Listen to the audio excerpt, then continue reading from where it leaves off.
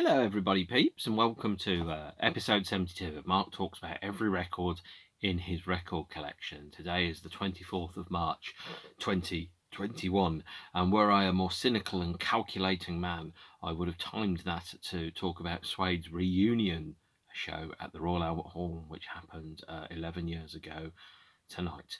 But I won't, because I'm not that cynical, and also I haven't yet talked about Suede's A New Morning. Today I'm going to be talking about the winner of the Twitter poll. I put up four options. One was New Order's Technique, the other one was Mogwai, one was Suede's A New Morning, and this was the winner by a country mile, got half of the votes. So today I'm going to be talking about New Order's fifth studio album, Technique, that was released I think in January 1989. I'm going to be talking about the singles that go with it and my life experiences at the time relating to this album. First and foremost, this is my favourite New Order album. This is an album that quite literally changed my life in 1989. Now, in the previous episode, I talked about Brotherhood and Substance. Substance as an album had sold 3 million copies. That opened the door to me, Substance, to the rest of the band's existence. But this was the one where not only was the door wedged firmly open forever, but I was sucked inside, never to escape. To this day, I'm still a huge New Order fan, for better or for worse, both of the band and of their solo projects, of which there are many. And the next time I talk about New Order, after this, I'm actually going to be talking about the solo years. So I'm going to be talking about from 1989 to 1993, about the band's Electronic, Revenge, and the other two. But today, it's all about this, New Order's fifth studio album, Technique. I love this album. And whilst I was very, very keen on the Substance album, this was the second New Order album that I bought, and I bought it I think on CD for £1 from a DJ that was selling off his collection in probably around about March 1989, not long after it came out actually. And that's the CD copy I'm going to show you in a minute, the original Factory Records CD. And I bought the vinyl LP, I think it was from Woolworths, and I started playing it, and I've never stopped playing it. There has not been a year that's gone by that I haven't heard Technique in full, but I know the album absolutely so well. The first single off the album I think was a bit of a red herring, threw a lot of people, but this album is the perfect blend of both sides of New Order, the electronic side and the rock side, with those songs melded inside each other. The previous album, Brotherhood, had two sides very, very clearly delineated. Side A was all the stuff with guitars, and side B was all the stuff with sequencers, and that's absolutely gorgeous. But this is one where they actually wrap the songs around and inside each other. So, Factory 275, Technique, released in January 1989, the fifth New Order album. So to set the scene a little bit around that, I can't do that without setting the scene, I have to mention that I've done some recent research, reading books. This one, Mick Middle's From Joy Division to New Order, written very much at the time when memories were very fresh and by an outsider. It was quite an interesting excursion into the life of the band. Obviously, the book's by Bernard Sumner and Peter Hook, and Stephen Morris. As I've mentioned before, Gillian Gilbert is the only member of the band at that time who has yet to write a book about it. Even Rob Gretton's got a book, although admittedly it isn't about New Order. It's called One Top Class Manager. So late 1988, and Acid House was kicking off absolutely every fucking where. Sorry to swear, but it was. And New Order were obviously kind of bankrolling a nightclub called the Hacienda, which must be built, which later I think became a millstone around the band's neck, and the band was spending a fair amount of time listening to the music that was coming out of that. So they started recording their album in, I think, Ibiza, and then they finished it at Real World Studios, which apparently was owned at the time by Peter Gabriel. But the first fruits of that were, perhaps somewhat surprisingly, this single, Fine Time, which didn't sound like anything New Order had ever done before. It's kind of like a 5-minute, fairly bonkers excursion into acid house with bleeps and bloops. It's got no guitars on it. It's got no discernible vocals by Bernard on there at all. Though it is Bernard singing, it doesn't sound like him at all. It's done in a very kind of deeper, lower voice. It's got loads of bass all over it, but the main thing is it's built on this propelling, hooky Italian house synth riff that just sounds like something that you would have got out of AC/DC, except played on sequencers. Absolute classic of a track, complete banger live, by the way, to put it technically. I've seen you order play this song a couple of times, and it's always gone down fantastically well. I wish they'd play it live more often. But Fine Time was a real bolt out of the blue, and I think it threw a lot of people. People were expecting some kind of glacial stadium synth pop in following on from things like True Faith and Bizarre Love Triangle, and instead they got this 5-minute nosebleed techno banger that probably sounded dated the moment it was recorded, but to me it sounds exactly like the thrill of drinking nothing but water and necking nothing but pills. Not that I would know about that. I've never actually taken any illegal drugs in the course of my life, which makes me sound that, firstly, I'm protesting too much, and secondly, makes me sound extremely very boring.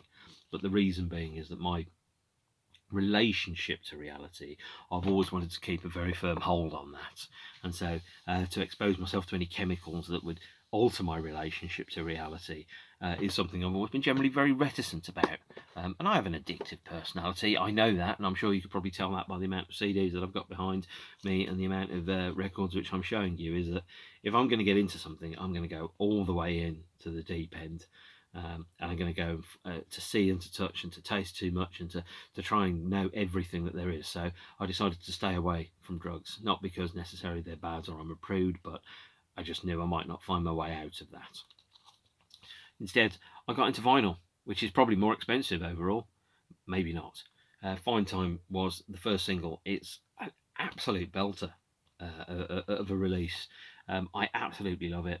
By the way, I have remixed the track using the multi-tracks from the various 12 inches, and I'll post a link to that down there on my site. So Fine Time was released as a 12-inch. It was backed with an extended mix of Fine Time and a track called Don't Do It.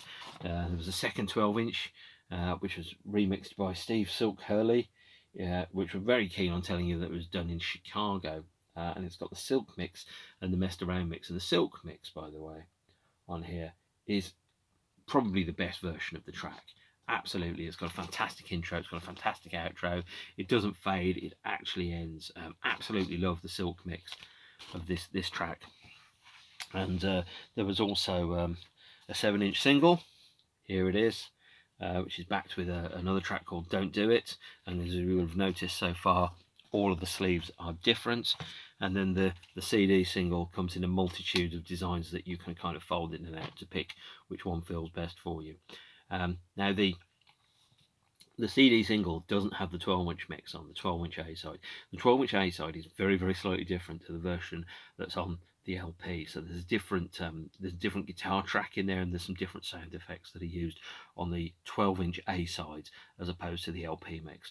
The band haven't put the 12-inch version out on CD in the UK. Presumably they think the differences are so negligibly small as to not really matter. And the B-side of Fine Time is called Don't Do It, which is not very good. Just look at the colour of them labels. That's very 1989, isn't it?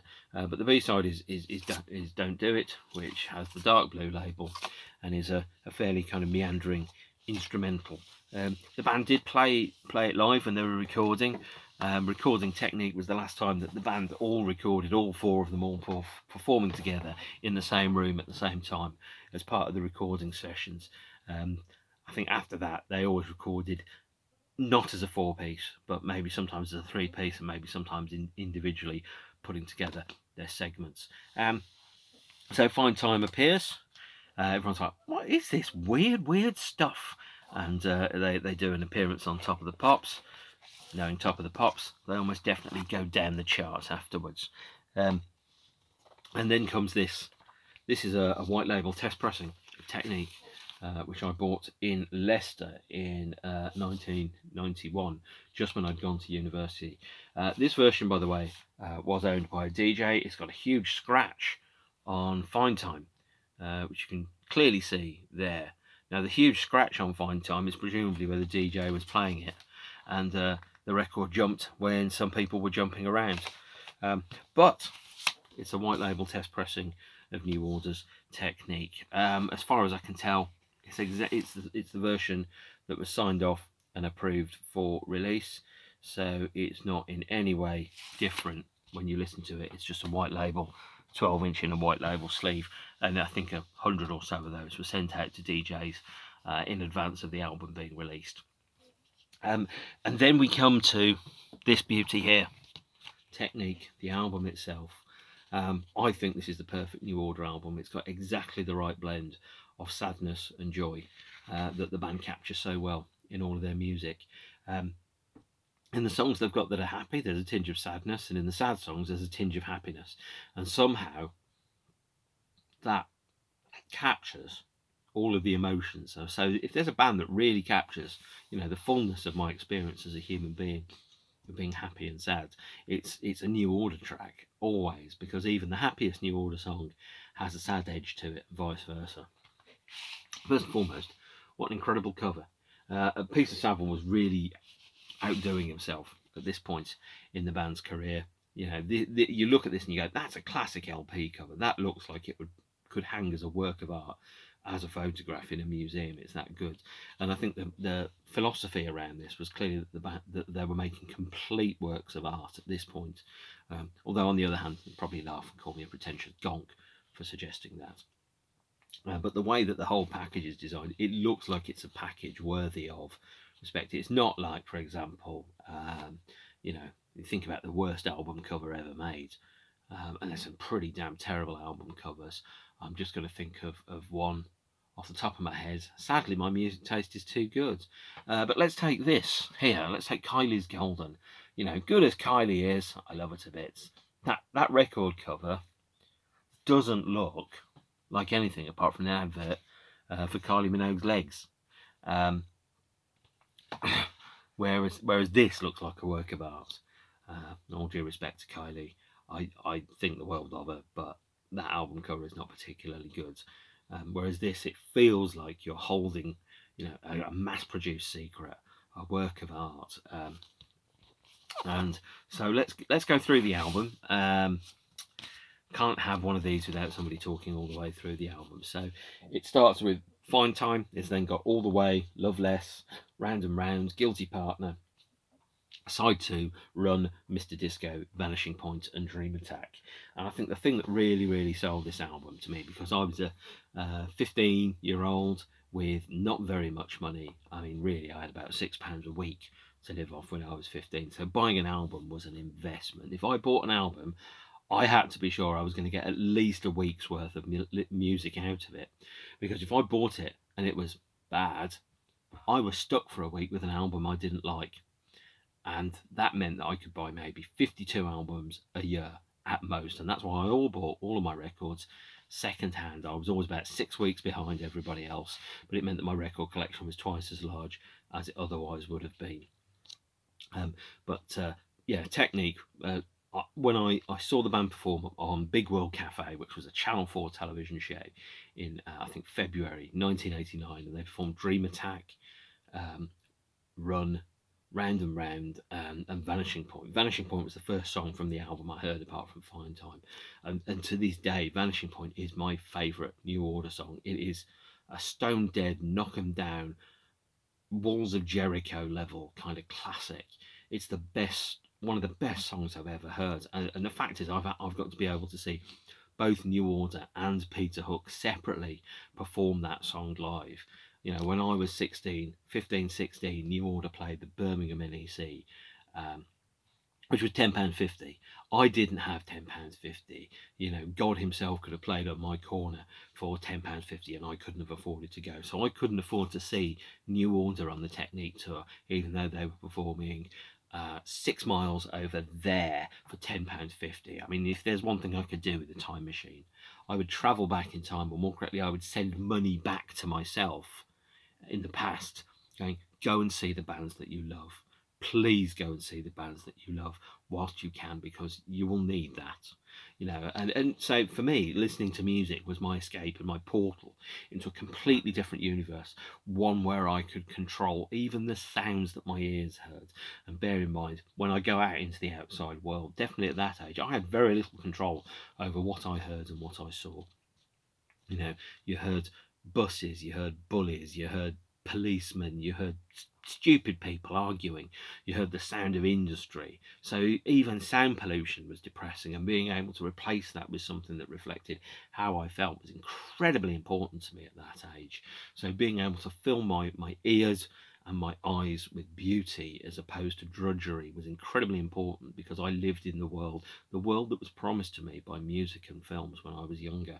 Okay, that's the world I want to live in. There's a world where there's a narrative, where it makes sense, where the hero falls in love with the girl or the boy, and where the soundtrack is banging. That was where I wanted to live, and that's why I kind of clung to music as my escape raft out of otherwise a quite dull, boring, and really poor, honestly, dirt fucking poor childhood that I had. My parents tried their best in difficult circumstances, but we were very, very aware we didn't have as much money as we wanted to have, and we had some really difficult times as a result of that. They did their best, but their best was limited by the world that was around them, as it always is. So technique was my portal.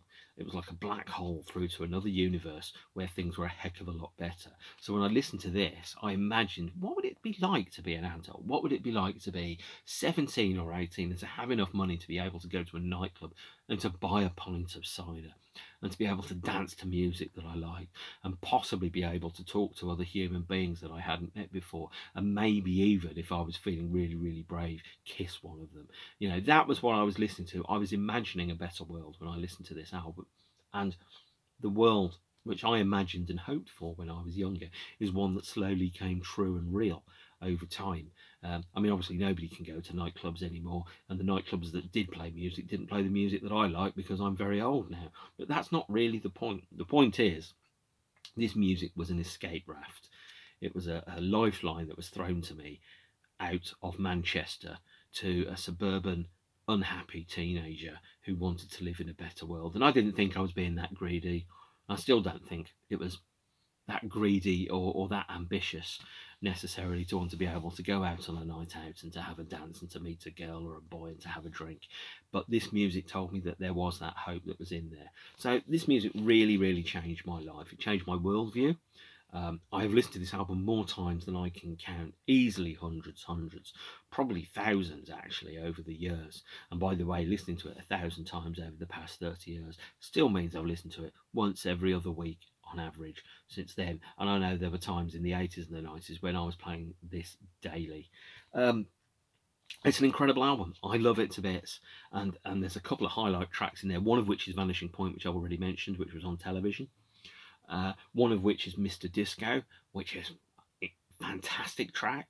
And then there's Round and Round, which I love dearly, which was the next single, which I'm going to talk about in a minute.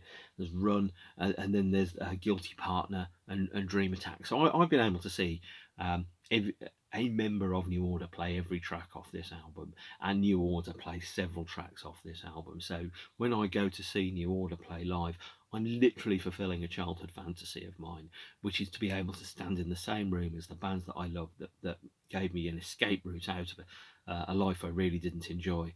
And when I go and see New Order, I'm literally living the dreams of my childhood, which is both terrible, because the dreams of my childhood should have been world peace and immense wealth. I should have been richer than Elon Musk.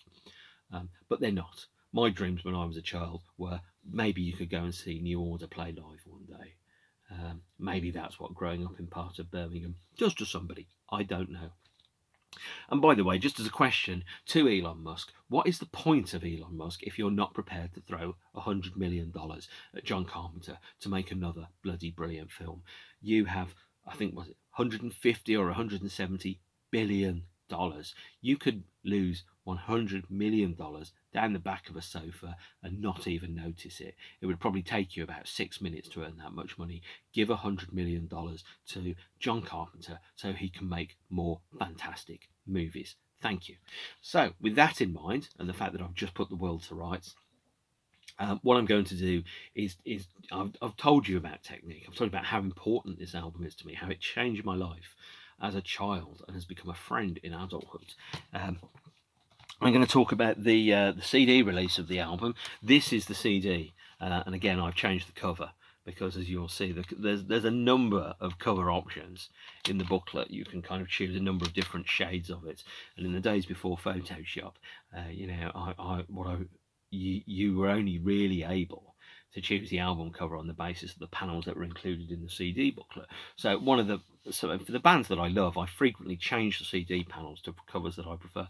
I like these colours. I think they're really great, and that is why I have chosen them for this CD. There is no further rationale or thinking than that. This is the CD that I bought for £1 from a record store in Selly Oak, just opposite the Hare and Hounds pub and Rich Bitch Studios, near Birmingham University, which was sold for £1 by the guy that ran it because the DJ was liquidating his stock because he was getting out of the business.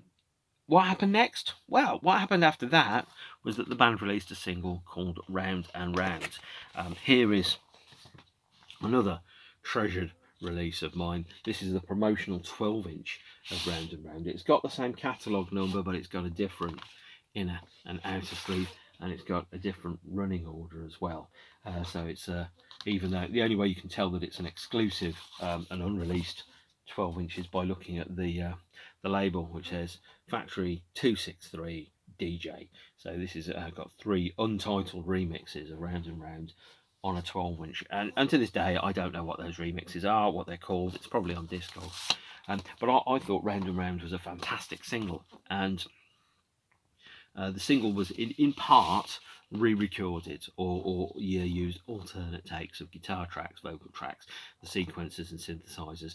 There were lots and lots of bass parts that were on the 12-inch mixes that aren't available on the LP version. So the remixes of Round and Round are very, very different, substantially different, and that just looks like a fantastic cover, doesn't it? There should have been a t-shirt like that. In fact, there probably was, but as is always the case, I don't have all the t-shirts the band ever made.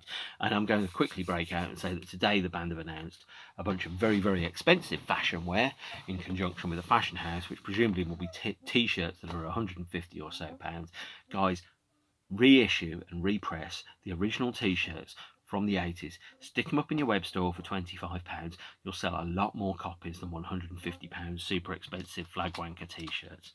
There you go. That's another bit where I try and put the world to rights. Someone should put me in charge. I promise I will do a very good job of it. I may only be I think maybe Count Binface will be better than me, but aside from that, I'd be a great politician. This is the set 12-inch single of Round and Round. This character is called Louis, I believe.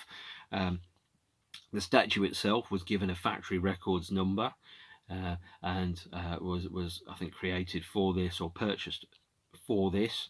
I love this record. Round and Round is a fantastic single. It's got a very, very interesting approach. First and foremost, it sounds like it's a pop track, but if you try and listen to it, it's actually quite adventurous in its construction.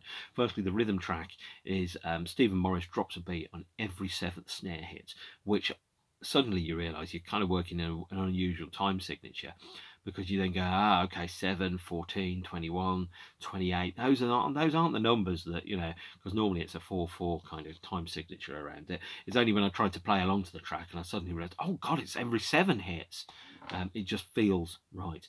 The other thing that we've got with Round and Round, and this is another thing that there is actually all the way through the album, is that the lyrics to Technique are a divorce album, and that might be one of the reasons why New Order haven't necessarily played some of those songs live after the subsequent tour, because the lyrics are, kind of like revisiting a bad period of your life.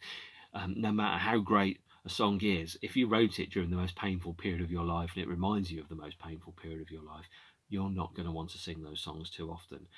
There is a fantastic John Grant song called It Doesn't Matter to Him. It's one of the best songs ever written.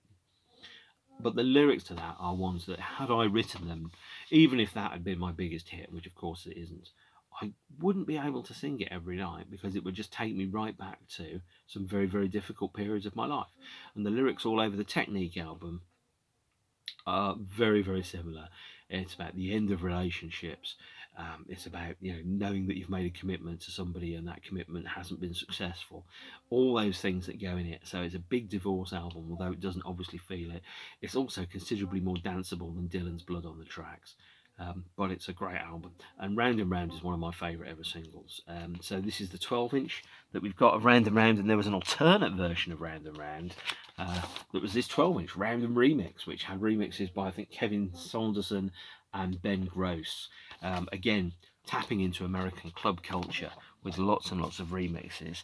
There is also a CD single, which I'm going to mention here. There's also a 3-inch single, which I've forgotten to pick out from my pile of 3-inch singles. Hang on a second. Here's a very, very slick presentation.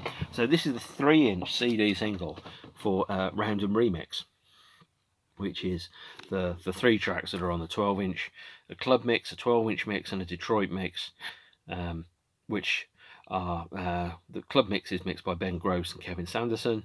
The 12-inch mix is remixed by Ben Gross, and the Detroit mix is remixed by Kevin Sanderson. But the strange thing is, the 12-inch mix is not the 12-inch mix that's on the 12-inch single.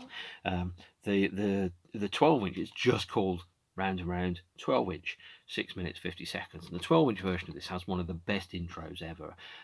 Were I in charge of the universe, I would have made Round and Round the first track on this album.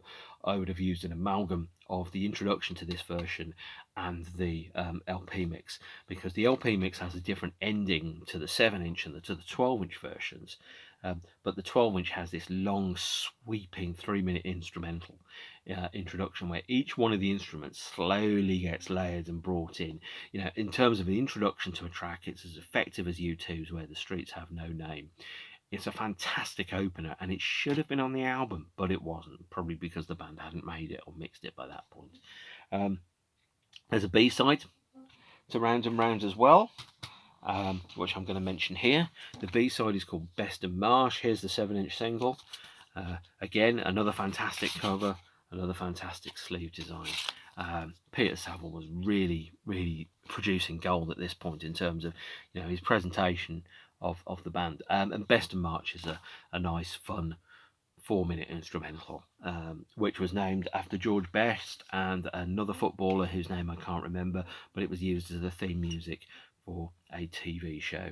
And the band started to move into TV soundtracks, first off using outtakes from the Technique sessions. Secondly, when Stephen Morris and Gillian Gilbert started producing instrumental versions of songs, mixes, and little ad-libs for TV soundtracks. And the first TV soundtrack that they did was a TV show called Making Out. And the credits for Making Out said that the soundtrack music was by New Order, but it was Steve and Gillian remixing existing New Order songs. And there's a Making Out mix of Vanishing Point that's on here, which is phenomenally good. It features lots and lots of different alternate takes, different drum tracks, different bass parts, different everything. It's just a fantastic version of the song that takes the song in a completely different dimension. And hopefully, although it probably won't happen, I would really, really love for the super mega fantastic box set version of Technique to have the remixes that were prepared and used for the Making Out television show. And the Making Out TV show was not the only soundtrack. They did the soundtrack to, Stephen and Gillian started recording under their own steam, and they did the TV soundtrack to a show called America's Most Wanted, Cold Feet, and another BBC News program called Reportage, which will become relevant in 2 singles' time. So that's the 3rd single from Rounds and Rounds, from Rounds and Round, 3rd single from Technique. And at this point, the band were touring in America. They were playing 25,000 seaters, and there were some real fractures that were developing in the band. As an example of the band's mismanagement, here is a very, very nice tour program that the band released called Untitled, which is not stapled. It is 26 photographs of the band members in various forms, designed by Peter Saville. Fantastic bit of work.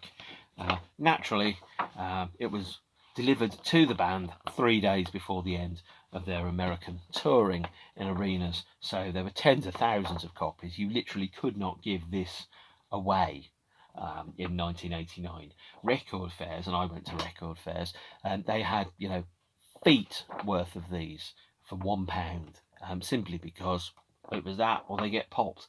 They probably sell for an enormous amount of money these days. I really wish I'd bought more copies, because then I would have been able to not only frame them, but probably be able to buy a car with the money. It's a wonderful design, and of course, had it been delivered had it been delivered earlier than the last week of the tour, the band might not have lost so much money. And there's great quotes as well. So this one, I love this one. Artistic, new order. I mean, if people want to be dumb, let them be dumb. What's right in your own mind, that's what matters. That would look great in a frame. Sadly, I haven't been able to find a copy of this that's affordable for a very long time indeed. And I think the band felt under quite a lot of pressure during the American tour. I think they felt under quite a lot of pressure before the American tour.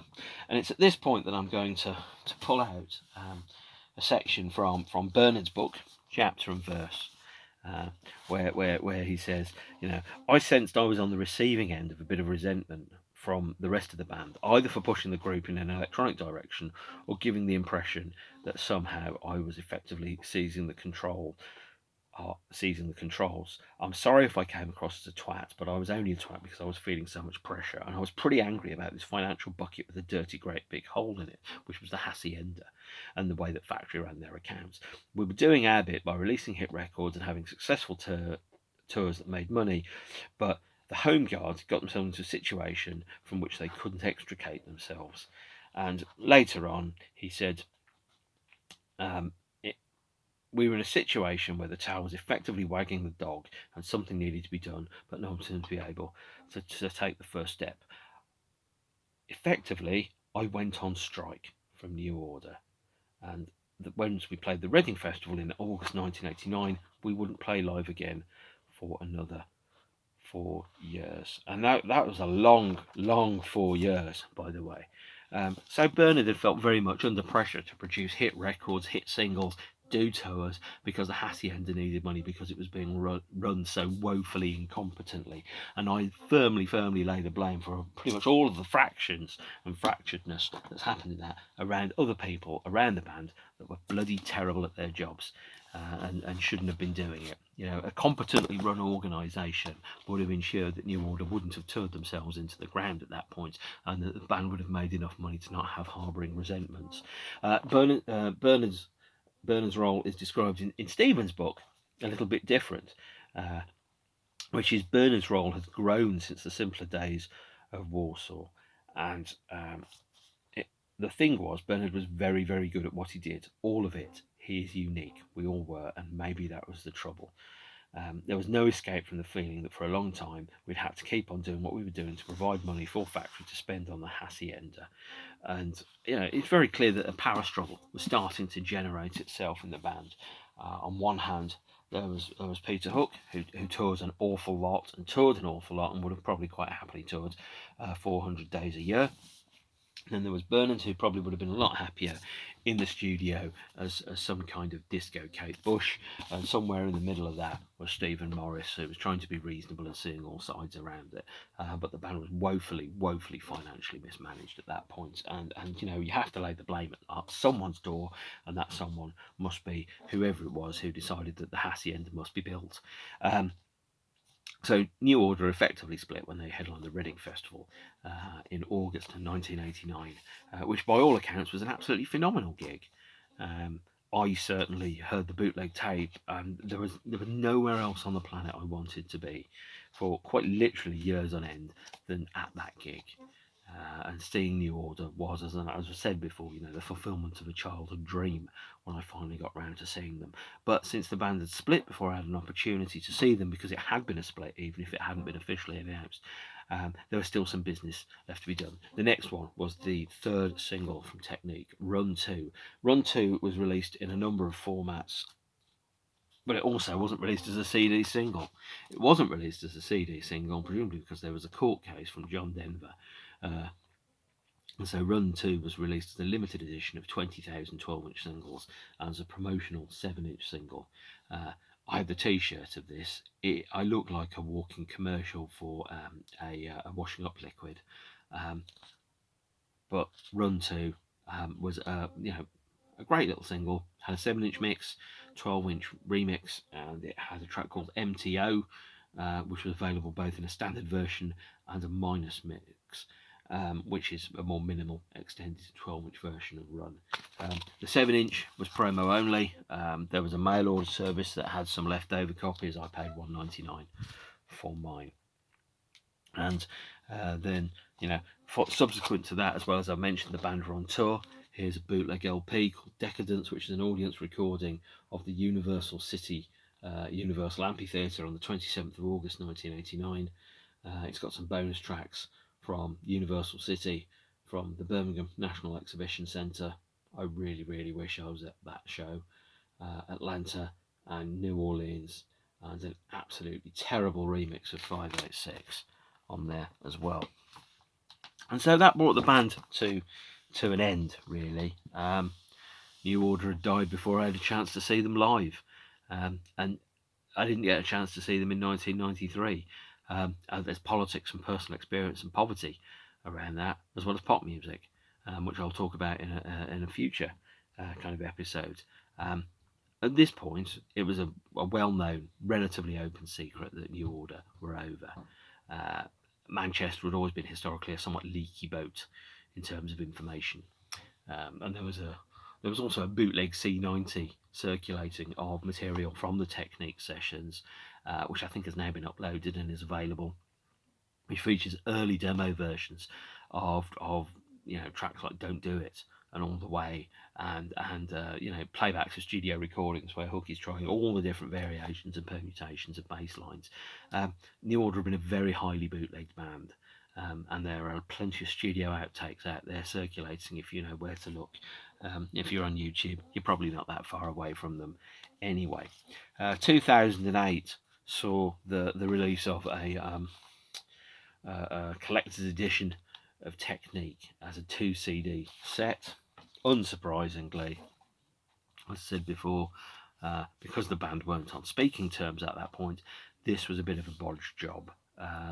So, for example, World in Motion is on there, but the only version of World in Motion that is on there is the 12-inch remix, called the Cabanieri mix, and the other tracks that are on there are remixes, alternate versions, B-sides, nothing unreleased on here. It's probably the only place you can get most of those tracks now, unless you want to go back for original CD singles and 12-inch singles from the time. But as I've mentioned before, the 2008 editions are not amazing. But that was not all. As I've mentioned before, the band had, under the New Order guys, released or recorded the soundtrack to a BBC TV news programme called Reportage. And they'd been asked to consider, recording something for the 1990 England World Cup bid. Stephen and Gillian dug out amongst their box of tapes, found the original instrumental, which was used for the reportage end credits, and came up with World in Motion, the band's only #1 single, the song that they didn't play live until 1998 and hardly ever play live now, because that's the kind of crowd-pleasing stuff that they do. Here's a promo 12-inch on Factory MCA Records. I'm not a huge fan of World in Motion. It's a great song that somehow has got a whole bunch of football stuff in it. And I don't like the football stuff. I am immune to sport in every way, shape or form. I've never seen the appeal of it. Sorry. And so this 12-inch here is both the A and B side. And the B side is recorded at Real World Studios, and the A side is recorded at the Mill and Mayfair. So they're two different recordings. This song almost got me into a fight, actually, surprisingly enough. I was in the toilet in the Pot of Beer in Birmingham, and someone was singing this song. And I was like, that's great, they put an extra syllable in England. And he was like, "You're being fucking funny, mate." And I was like, "God, people have got no sense of humour, have they?" So, also, World in Motion, when it was number one as a football single, was also released as a remix 12-inch. Here's the remix 12-inch. And this remix 12-inch has a strange story that attaches next to it, which I'm going to tell you about whether you like it or not. Which is that when I was younger, my friends, I saw a lot of my friends only on Friday and Saturday nights in the Barrel Organ in Birmingham. And the Barrel Organ was a very goth pub, a goth metal alternative, heavy stuff with guitars. Certainly, I never went into the Barrel Organ in daylight, not even in the summer. But on the Saturdays, after going to the Barrel Organ, I would go into town and I would go and buy records. And I bought this record because it was New Order, and I loved New Order, and I still love New Order. And I bumped into my black leather friends who wanted to know which records I'd bought, and they laughed at this, and well, let them, because it's a New Order record, and there aren't that many of them, and I love New Order. This is probably my least favourite one. I wish they'd caught me with a copy of Technique or something. They thought I was some kind of football casual on the quiet, which quite how they thought that when I was wearing a black trench coat with long hair and a Sisters of Mercy t-shirt. I don't quite know. But then the idea that my friends would have a life or an existence outside of the hours of 7 to midnight, Friday to Saturday, in a pub that quite literally had its windows covered in black drapes because people exploded if they actually saw the sun. It was pretty strange. The idea that there was a life or something outside of that was probably pretty alien, in the same way that I couldn't believe it the first time I saw a university lecturer walking down the street. I was like, "You've got a life outside of lecturing me? What? It's bonkers." It just doesn't make sense. Or when my PE teacher said he went to see the Stranglers, and I'm like, what? No, you can't do that. It's like one of those things where you see people in context which you're not necessarily expecting them to see. But at the time, and now, obviously a fully rounded human being, which makes me think again that I'm protesting too much. But I like glum, sad music. I like happy music. I like loud music. I like quiet music. I like music with computers.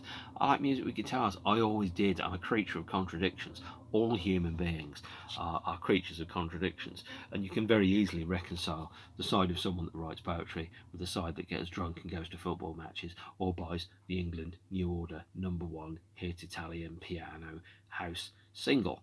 I've still got the record, and I'm still very, very happy about that fact. I've still got the Sisters of Mercy records. I'm still super happy about that too. And so that's probably where I'm going to end it for now. Technique, incredibly important album to me.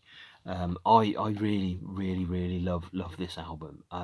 It was quite literally life-changing album for me. It changed the way in which I had a relationship to music, because I saw music as something that could change moods, it could change views, it could change the way I saw the world.